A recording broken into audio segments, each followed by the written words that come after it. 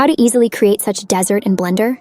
Add a plane and scale it. Then set render engine to cycles and use experimental feature set. Use subdivision surface in simple mode and check adaptive subdivision. Create a new material and change the main color. In material settings, set displacement as displacement and bump. Plug Voronoi texture and displacement nodes. Add texture mapping nodes with noise texture and plug them to mix color. Set distortion to 0.5 and decrease the factor of mix color node, then duplicate it with noise texture and place after Voronoi texture. Mix these nodes before displacement and crank up noise texture scale. Set factor to lower amount and check the result.